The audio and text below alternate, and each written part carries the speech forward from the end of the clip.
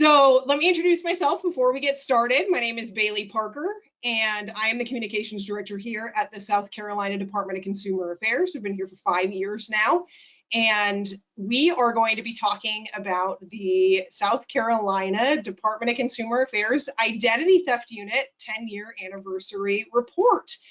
We are celebrating 10 years of our Identity Theft Unit this month. So October is the official 10 years.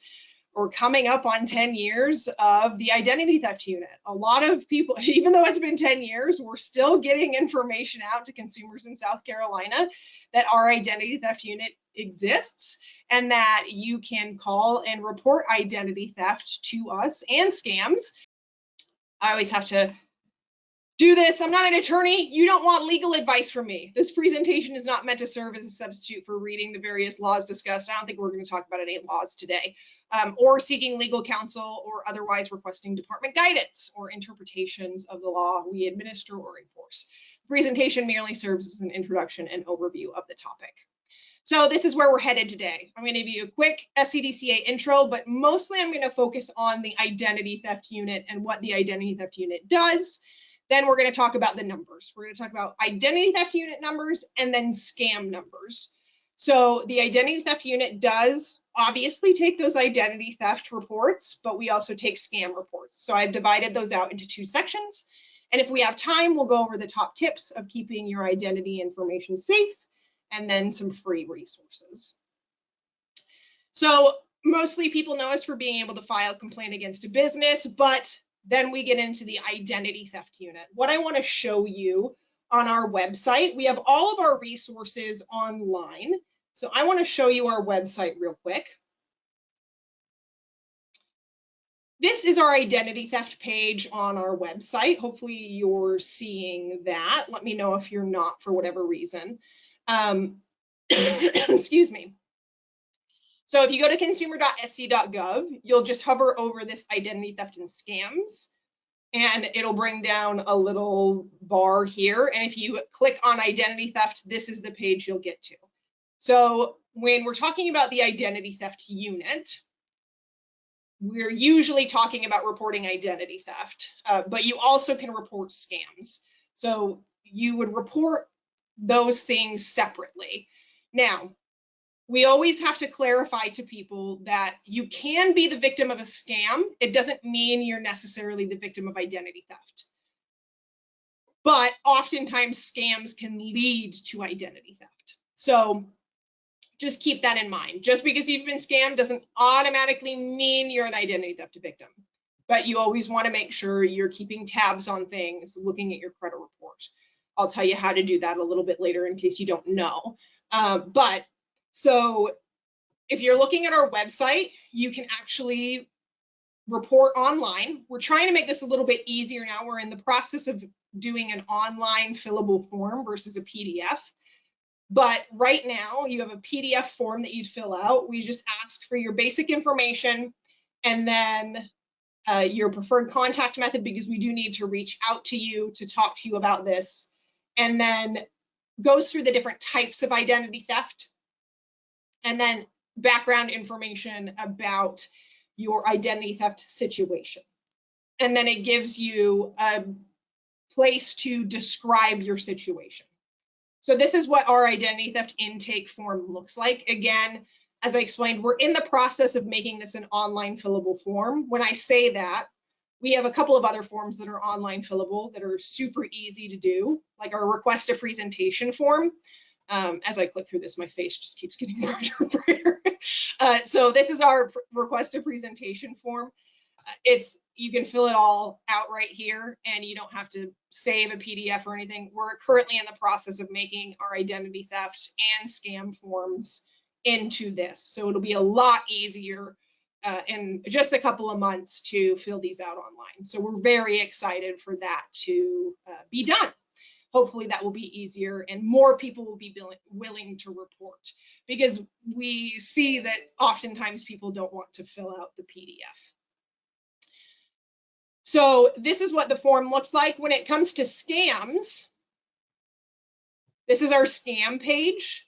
So people often ask us why report a scam. Well, number one, it helps us know what's going on out in the scam world, so we can educate others and we can hold webinars like this one and let people know what's going on.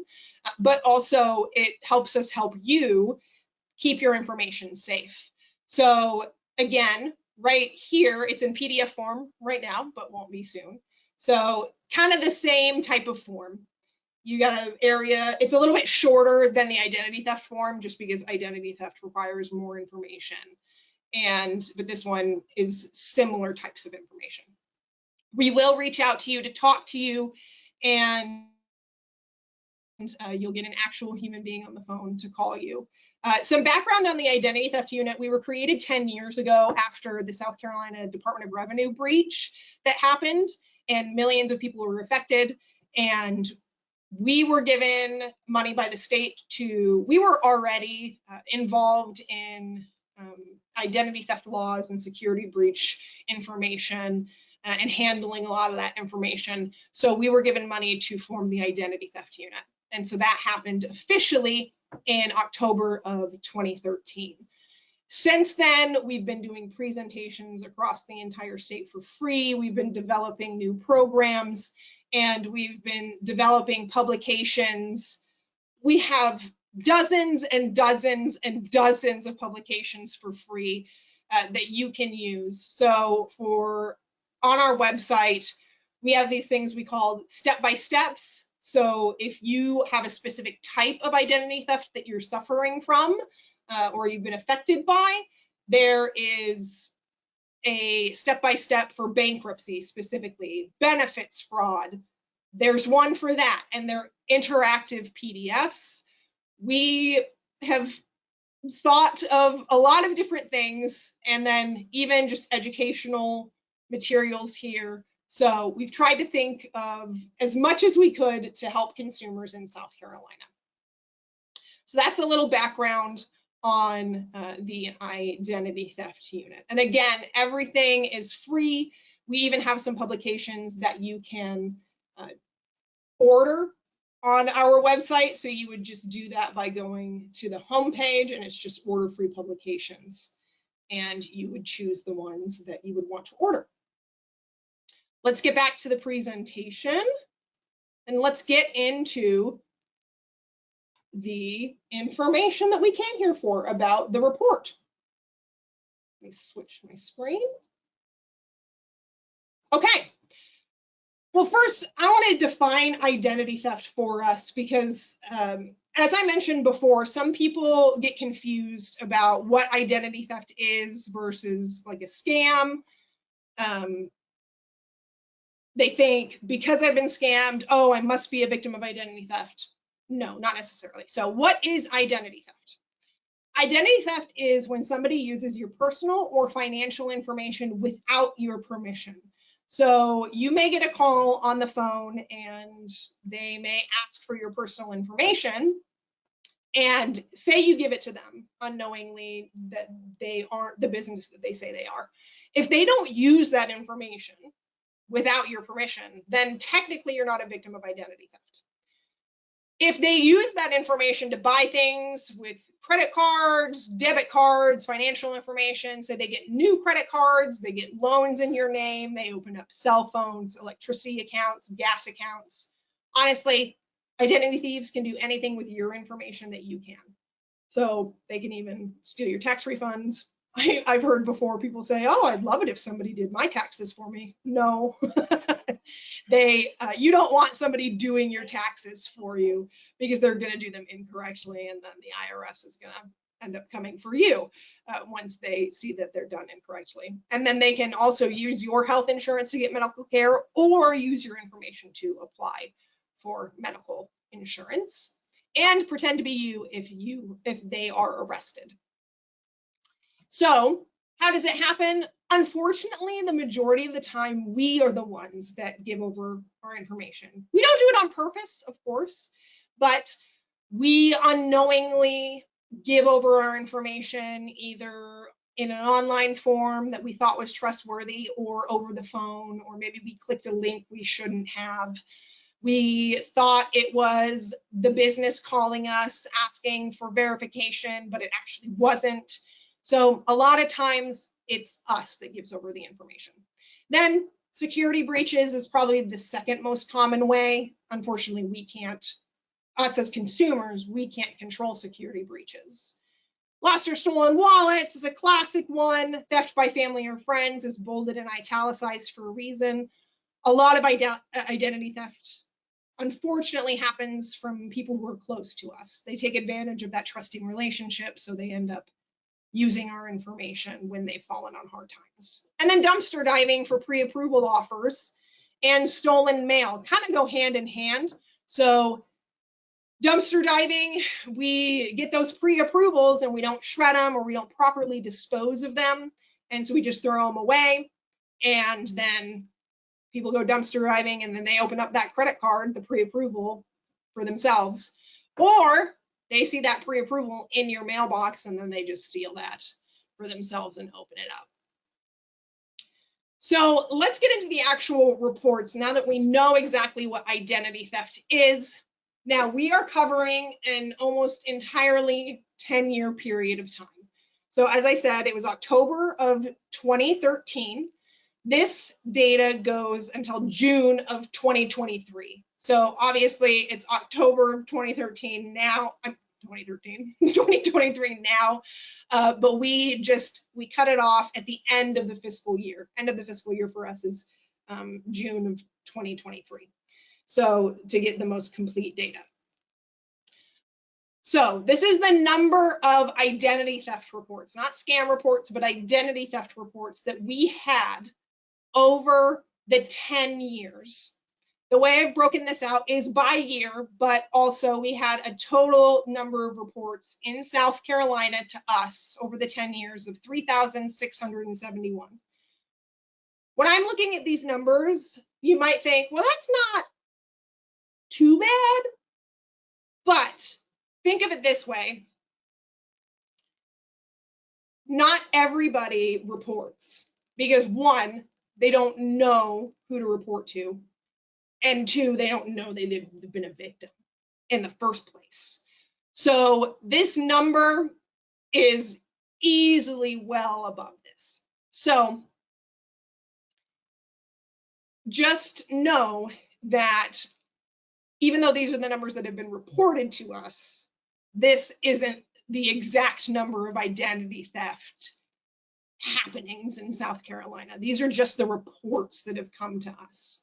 That's why we're doing so much education in South Carolina, and we travel the entire state and give presentations for free because we want as many people to know about us, to know that they can come to us and report, so we can get a true or a closer number to what's true as we go forward. Now, again, that 2023 number is just for the first half of the year. So it's not for the entire year so far. The top 3 categories for the 10-year period. Now there is a missing part of the data because of a technical glitch that we had from October 1 of 2018 until June of 2019. But this is the vast majority of the data. So the top 3 categories of identity theft reports for the 10 years are financial identity theft. Now, when we're talking about financial identity theft, this is a pretty big bucket.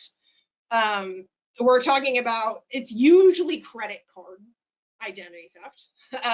And the reason for that is credit card identity theft is the easiest, I would say, arguably the easiest form of identity theft to commit. Either they've stolen your credit card themselves and they're using it, or they've opened up new credit cards in your name. But this is any type of opening up new checking accounts in your name, savings accounts, any type of that type of financial identity theft. Tax is the second one. So 557 reports there for tax identity theft. So this specifically is somebody is trying to get your tax returns. And this can be a really messy form of identity theft to recover from. Usually you find out from the IRS that you have been a victim of tax fraud, or you go to do your taxes and you get a notification saying you've already filed. So why are you trying to file again? Those are the top two ways that you usually find out you've been a victim of tax fraud. And then government. This is kind of all-encompassing of any other government fraud, so Social Security benefits, disability. This also could encompass like Medicaid, Medicare, things like that. Losses. So potential versus actual losses. So when we're talking about potential and actual losses is money that people actually lost. Went out of their accounts and it didn't come back, okay? Potential losses is, especially from identity theft, there is a distinction. This is money that they lost but were able to recover from an identity theft recovery process. So let's say they had a loan opened up in their name and they were able to block that loan after going through the identity theft process. They filed an identity theft affidavit, got an identity theft report opened up. All of that long process, were able to finally block that loan on their credit report, and that was a $50,000 loan, something like that. That would be added into the potential loss because then that was wiped off their credit report. So if that wouldn't have been able to be wiped off their credit report, that would have been an actual loss. They'd have to pay that back. But because it was wiped off, it was a potential loss. So here are the potential losses versus the actual losses. So almost 2.6 million potential losses over the 10-year period, and then basically 5.9 million actual losses. The actual losses is much more to identity theft reported to our agency over the last 10 years. Identity theft, while it's extremely expensive, it's not even that it's expensive, it's just very frustrating for consumers. When I go and I talk to consumers about their experience with identity theft and trying to recover from it, it can be a very long road of trying to get things blocked and disputed. And it's not even just about the money lost. It's my credit report and my credit score went down. My credit score was affected. So now my ability to get credit in the future is affected. So it affects my ability to get a loan, maybe get a car, maybe get a house, whatever I was looking to do. And that takes time to recover from. So maybe you get that loan wiped out, but my credit score is still going to take time to recover from that situation. Excuse me. So even though you may be able to get things wiped off of your credit report that were fraud, your credit score still may take a hit and still may take time to recover from. Age range of who reported identity theft. These are the age ranges. Very few people under the age of 17 reported, but child identity theft is real and unfortunately happens more often than you would think. Sadly, people don't find out that they've been victims of identity theft until they are of age, until they're like 18, 19. They didn't find out until they went to go open up their first credit card and then, found out somebody had stolen their identity when they were 15, maybe even younger than that. So it's always good to catch it as early as possible. One thing I always tell parents or even grandparents is there is a thing called the protected consumer freeze that applies to all minors and vulnerable adults, that you can freeze their credit reports. Children should not have credit reports. It will create a credit report for them and it will freeze it. And then it will automatically unfreeze when they turn 16. The reason 16 is that's usually when kids get cars, and sometimes kids will buy their own vehicle for the first time. usually when they're pulling credit for the first time, maybe get their own first cell phone, things like that. But we're hanging out in the middle ages here. That's usually people who are reporting. But there are a good amount of people who just don't want to tell us their age, and that's okay. We understand. A lot of people are embarrassed when they come to us, and we want to get rid of the stigma that of embarrassment. We don't want people to be embarrassed when they come to us and report. So how did people find out that they were victims of identity theft? Again, a reminder, this is over a 10-year period. How did people find out that they were victims? Lots of different ways, but the most common way, we're not going to look at the other. Let's not look at the other, because that's obviously, that's a bunch of different things. But the most common way was their credit report, which kind of makes me happy. I mean, it doesn't make me happy that they found out they were victims of identity theft, but it makes me happy that people are looking at their credit report, because this is the easiest way to find out if you are a victim of identity theft. We should all be looking at your credit report at least once a year, and now you can look at it once a week for free. I'll tell you more about that in a little bit. But looking at your credit report is the easiest way to find out if you've been a victim of identity theft. So that was the top way that people found out that they were victims. The second way was tax notices. And with that being the second most common form of identity theft, that doesn't shock me. Then you've got bank notices, store or credit card notifications, and collection notices. So that's like a debt collection notice. And then you've got the other less common ways. The top 10 counties to report identity theft. I do want to add some caveats here that, you know, this could be based on population. We haven't run the per capita yet.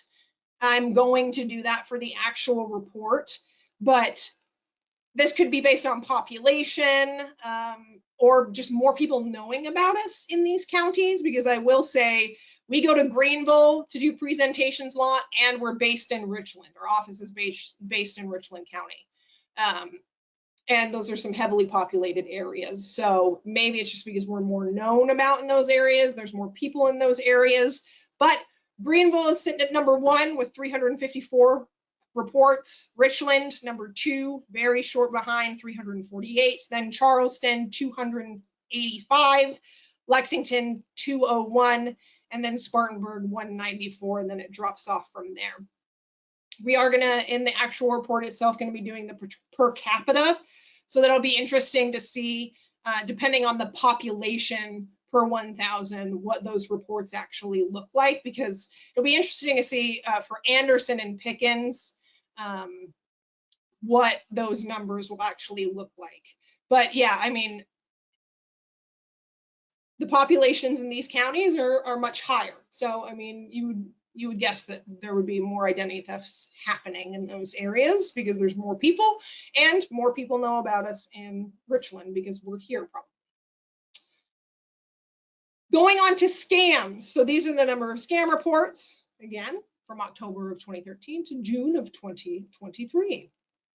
So total number of scam reports, 14,423. This is significantly higher than identity theft reports. If I could hanker a guess as to why, I would say scammers are just looking to make a quick buck versus really going into the nitty-gritty of stealing your identity. If you are willing to give over a gift card for $100 versus them going to the trouble of actually trying to steal your identity, I think they'd probably be willing to do that more. But I mean, if they could steal your identity and you're willing to give it over easily, they'd probably do that too. But I think scams are just more common and easier to commit. So that's why I think the number is so much higher. 2014 was a year of reporting for us. And I think this was, the reason it was so high was because this was the year after we were created. So obviously we only had a few short months in 2013, so October, November, and December for the reporting. But then this was the first full year of the identity theft unit. after the DOR breach. And that's probably why our numbers were so high in that year. And I don't know why the numbers have gone down from there. And people will say, well, maybe it's because there's less scams. No, I don't think it's because of that. There are plenty of scams out there. There are probably more scams than ever and more ways for scammers to contact you than ever. I think it's just because less people are willing to report or care to report, because it's very difficult to find the scammers. And we often hear at the department of like, well, if you can't find the scammer or prosecute the scammer, then I'm not going to report. You know, it is hard to find scammers, but oftentimes what we tell people is it's still worth the report because we can help you put protections into place. Because again, even though you might not be the victim of identity theft now, you are more at risk to become a victim. So please report, because we can help you put those protections into place, or at least give you the steps to. The top 3 categories for scams. So number 1, imposter scams by far. So this is anyone acting like somebody else. This could be a government imposter scam, somebody acting like the IRS, the Social Security Administration. And then phishing, number 2. So any type of email phishing, text message phishing, things like that. And then lottery and sweepstakes. We get a lot of lottery and sweepstakes scam reports, and people lose a lot of money to lottery and sweepstakes scams. And the number 1 misconception I hear from people when I give presentations is, well, how stupid could you be to fall for a lottery and sweepstakes scam? And let's get that misnomer out of our heads, because when somebody says to you, hey, you won $1 million, I think you start to think to yourself, wow, I could do a lot with $1 million. So you kind of start to suspend your disbelief. And you start to really think about all the good things you could do and all of the ways you could change your life. And so all the things they start telling you, you don't think about the red flags. Everything is kind of rose-colored glasses at that point. And so you're not thinking clearly, because you're only thinking about what you've won. And so people end up giving tens of thousands of dollars. I remember one man reported to us, I think maybe it was last year, gave well over $100,000 to a lottery and sweepstakes scam, because he had been promised he had won hundreds of millions of dollars, and he thought he was going to be able to do so much for his community. And then they just kept asking for more, and he just kept getting lured in for whatever reason. And it's a really sad situation. So losses, as I mentioned, they can be very expensive, right? So the numbers reflect that. Over the last 10 years, the potential losses. So this is a little different than identity theft potential losses. This is the total amount of money reported to us by consumers who didn't fall for the scam. So say you get a scam phone call and they say, hey, your utility bill is due. Can you give us the $200 in iTunes gift cards? And you say, no, scammer, go away, and you hang up. And then you report that to us. You say, they wanted me to give $200 in iTunes gift cards, but I didn't give it to them. We would log that down as a potential loss of $200. So that would be added into the potential losses. You didn't lose the money, but if you had fallen for it, it would have gone into actual losses. Actual losses is what people actually lost. It went away. They didn't get it back. $16 million over the last 10 years. Scams cost people a lot of money. And while when you look at the individual scams, sometimes it can range from $100, just little bits of money, But when you see those big numbers, sometimes there's some really big numbers. And I'm talking hundreds of thousands of dollars that are reported to us lost just by one individual. And that's heartbreaking. So scams cost people a lot of money. The age range of who reported a scam to us. So this, I don't think is I want you to look at this and don't think, oh, well, it's only older adults that are getting scammed. Don't think that, because that is not true. Everybody's getting scammed, no matter the age. Even people under the age of 17 are getting scammed. We know that. I know that because I go and I speak to teens and they're getting scammed. They're just getting scammed in different ways than older adults are, right? Because older adults aren't going to be approached by colleges with scholarship scams. I mean, maybe, it's just very rare. And a 17-year-old is not going to be approached with a Medicaid scam or a Medicare scam. So everybody's getting scammed. They're just getting scammed in different ways. Younger adults are starting to report more often nationally, but to us, older adults at SCDCA report more often to us. When we go out and we give presentations, it's mostly older adults that request us to come. We would love to go and talk to more younger adults, so they would report more often, but we love going and speaking to our older adults, and they are the ones that report. But the vast majority, the top number there, people do not want to tell us their age when they report. And I go back to that point I made earlier of people are embarrassed. They don't want to talk about their experience of getting scammed, and they mostly just want to report it and leave. They don't want to tell any details about themselves. They don't want to connect themselves to it, and they're extremely embarrassed about the situation. So they often don't disclose what age range they're in. How are they contacted by the scammer? The majority of the scams that are reported to us are by phone call specifically. And then next is internet. So somewhere on the internet, whether it's through a direct message on social media, but somewhere on the internet.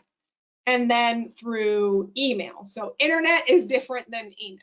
So email would be specifically through the email, and then internet would be like social media site, something like that. And then mail next. But vast majority is through the phone.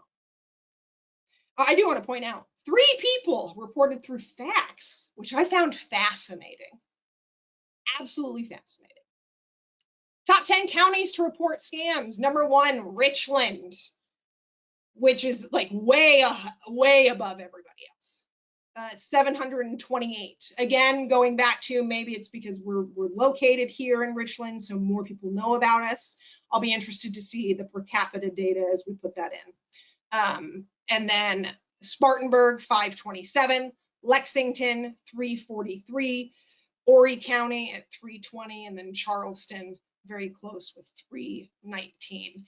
It's interesting though that Greenville was at the top with identity theft and then falls kind of in the middle here with reporting scams. So before we close out, I just want to say, I want to give you the red flags. We're going to give you the 4 red flags, the main red flags of how to spot scams. I want you to keep an open mind about these scammers and identity thieves.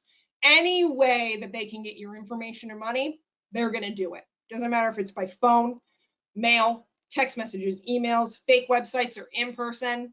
If they could come through your people, if they could come under the door, if they could, direct message you, in person, whatever, they will try and contact you in any way that they can. So the red flags are the same. We know here at the department that we're not going to be able to know every scam out there. But if you know the red flags, you can avoid getting scammed. And we know that there are 4 basic red flags that can be applied to basically every scam. So if you know these 4 red flags, you can pretty much identify scams. So here are the most common sides of a scam. They're going to pretend to be someone you know or recognize. They want that trust. The reason they're doing this is they're trying to gain your trust, because the moment you develop that trust with someone, your guard starts to come down. So they're going to be an agency you know, a business you work with. Maybe they're even going to act like a family member, a friend.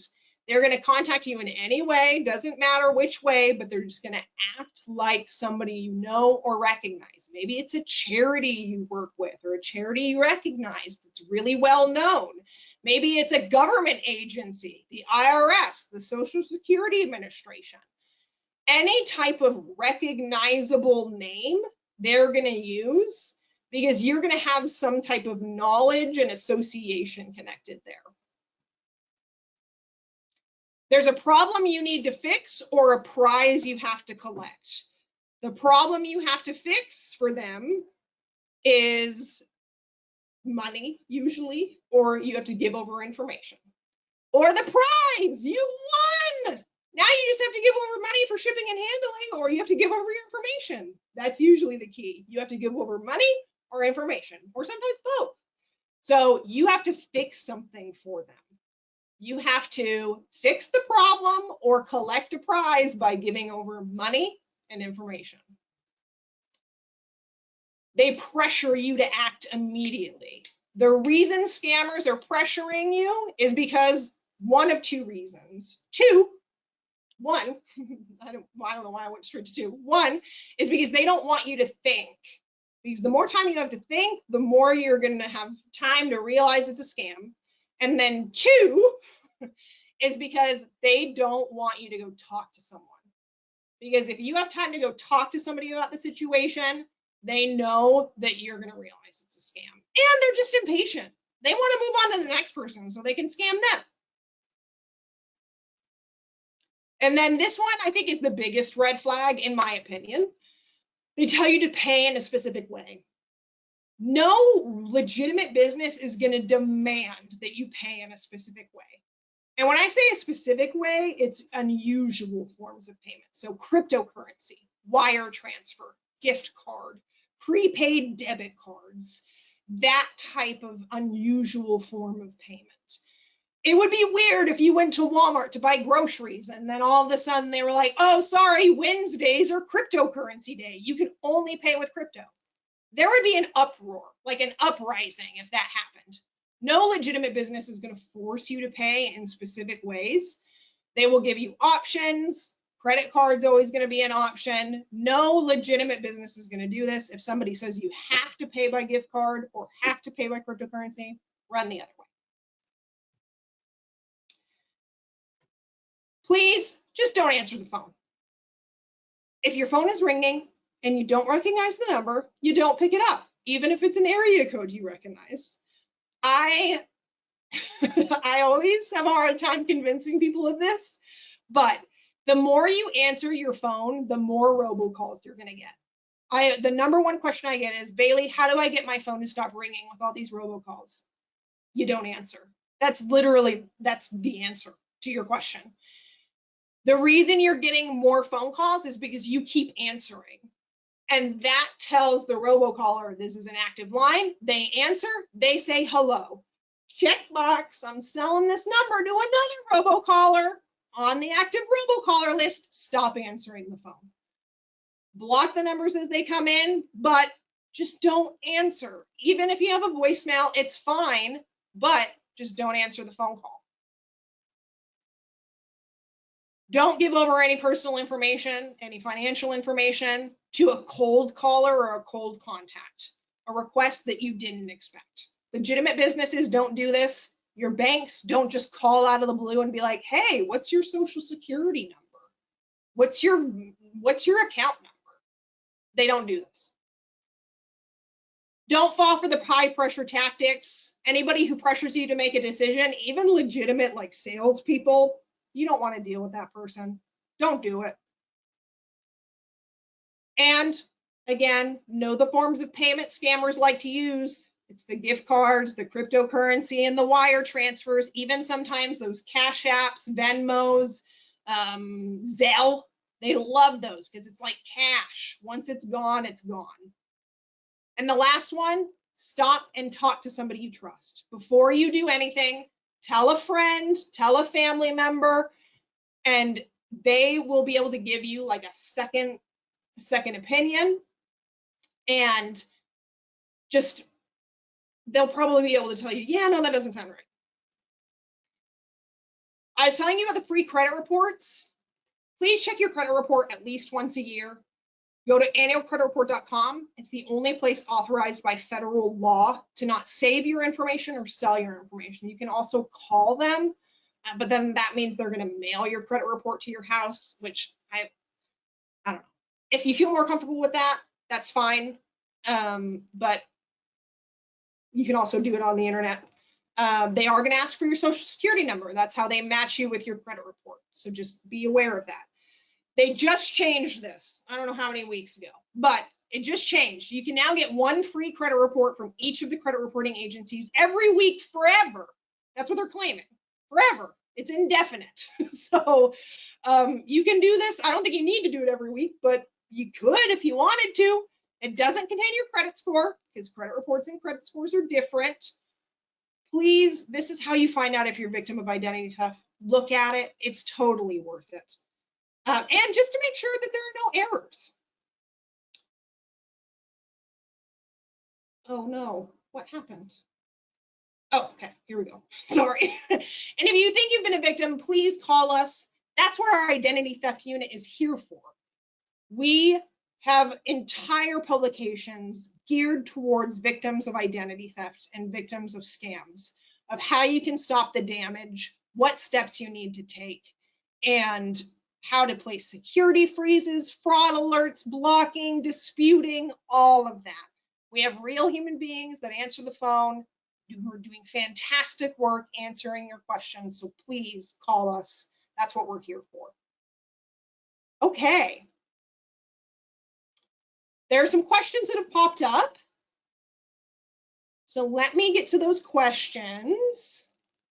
Oh, okay. I already answered this one question. Can you let us know about the weekly credit check possibility? Again, it's not credit scores, it's credit reports. We have full presentations on our YouTube channel about credit reports and scores and how they're different. And so you can go watch those if you're interested, but yeah, it's for your credit reports. Annualcreditreport.com. Again, authorized by federal law to not save your information or sell your information. Another question, how are identity theft or scams which get reimbursed by one's financial institution reflected in your data?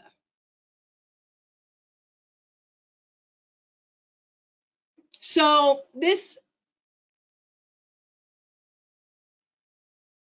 you mean on your credit report, I'm assuming? I'm assuming you're asking about how is identity theft that is reimbursed or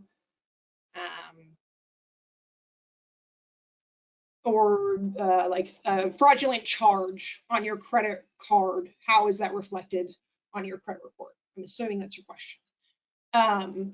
So if you're asking about like fraudulent charges being reported on your credit card, then if that's reimbursed, that's just going to be reflected as it being reimbursed. It's not going to affect anything on your credit score, especially if you acted fast. That's not going to be reported to your credit reporting company.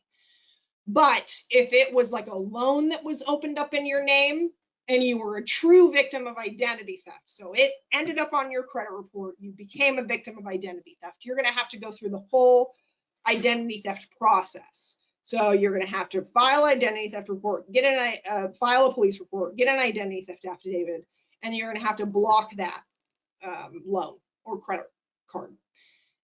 And what's going to happen is once you block it, and if it goes through the whole process, it will be completely wiped off your credit report. So it won't be reflected at all on your credit report once it's blocked. So hopefully that answers your question. About answering the phone. What do you do if you're a business? Unfortunately, when it comes to robocalls and you're a business, there's really not much you can do about business calls. Now, if you're on a cell phone, there is if it says spam, I just wouldn't answer it. But even then, some of the spam numbers or spam identifiers aren't great at recognizing spam, because I've seen some people say, well, my cell phone will say it's spam, so I let it go to voicemail, and it turns out it's an actual customer that needed to reach me.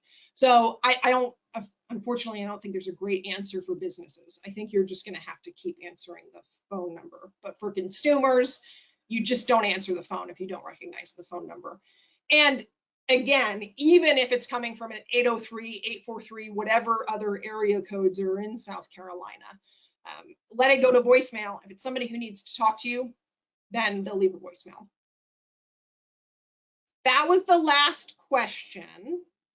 But thank you so much for being here, and do not hesitate to reach out to our identity theft unit.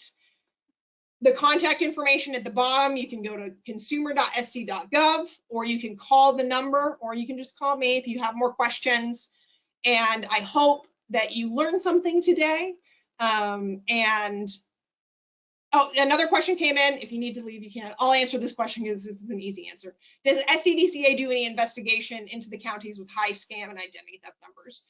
So we don't have any investigatory authority over scams. Like, we aren't law enforcement. So when it comes to scams and identity theft, we always have consumers report losses to their local law enforcement. So say there was, especially in identity theft, they need to file a police report. If that happened within the county, the local law enforcement would have investigatory authority there. But a lot of times in these situations, even local law enforcement doesn't have authority, because oftentimes identity theft and scams don't happen within the county. This is why scams and identity theft are so frustrating, because oftentimes these criminals are nowhere near South Carolina. But SCDCA specifically doesn't have any enforcement authority, and we don't have any investigatory authority. We just are specifically here to provide education and resources for consumers when it comes to protecting your identity. So thank you so much for being here, and I hope you all have a fantastic Wednesday, and we will see you next week. We're doing a credit scores explained. So everybody have a good day. Bye.